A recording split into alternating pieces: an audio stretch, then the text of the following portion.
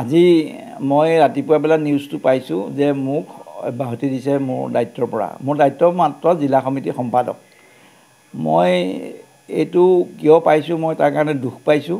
আৰু সংকটৰ সময়ত আমি সকলো একেলগ হৈ আমি সংকট মোচন কৰিব লাগে। আমাৰ সত্ৰ মহাসভাৰ উদ্দেশ্য সেইটোৱেই। আমাৰ মহন্তসকলক ক্ষমাই ভূষণ, সেইটো এটা উদ্দেশ্য। এনেকুৱা এটা জুবিন গাৰ্গে যদিও এটা বিতৰ্কিত মন্তব্য কৰিলে, তাৰ কাৰণে আমাৰ বহল ভাষ্য হ'ল। কিছুমান সত্ৰাধিকাৰে অকণমান বেয়াকৈ কৈছিলে যদিও সেইটো তেওঁলোকে নিজেই শুধৰাই ল'লে।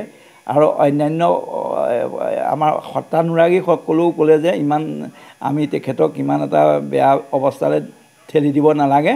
তেখেতে ভুলটো শুধৰাই কৰি নিজে এটা সুস্থ শৰীৰে যদি গীত পৰিৱেশন কৰে, আমাৰ তাত ক'বলগীয়া একো নাথাকে।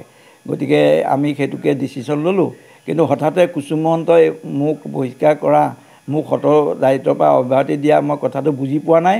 তেওঁলোকৰ মিটিং বহিছিলে নাই, মোক কৈফিয়ত তলব নকৰাকৈ তেখেতে নিজববীয়াকৈ নিজৰ কৰ্তৃত্বৰে এনেকৈ পেপাৰত দিয়াটো কথাটো বৰ দুৰ্ভাগ্যজনক। আৰু তেখেতে আইনৰ সন্মুখীন হ'ব বুলি মই ভাবিছোঁ। যদিহে তেখেতে এই কথাটো ভাবিছিলে, তেতিয়াহ'লে মোক নিশ্চিতভাৱে মোক কথাটো ক'ব লাগিছিলে যে জনাব লাগিছিলে আপোনাৰ কৈফিয়তটো আমাক লাগে, কিয় আপুনি হৰিদেৱৰ লগত আছিলে। যিহেতু সত্ৰাধিকাৰ এজন, সত্ৰাধিকাৰসকলক নিমন্ত্ৰণ কৰিছে, হৰিদেৱ এতিয়াও সত্ৰাধিকাৰ হৈ আছে। গতিকে সত্ৰাধিকাৰ হিচাপে তেখেতেও নিমন্ত্ৰণ পোৱাটো নিশ্চিত।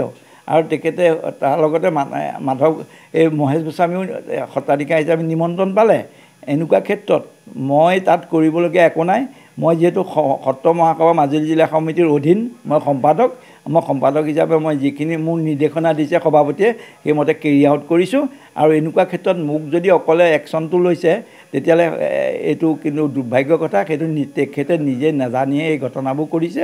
গতিকে তেখেতে অতি সোনকালে ইয়াক পুনৰ বিবেচনা কৰি এইটো এটা আকৌ মিডিয়াত কথাটো জনাই দিবলৈ মই অনুৰোধ জনাইছোঁ। আৰু তেখেতে যদি বিচাৰ বিবেচনা কৰে, তেতিয়াহ'লে তেখেতে কথাটো উঠাই ল'ব লাগে।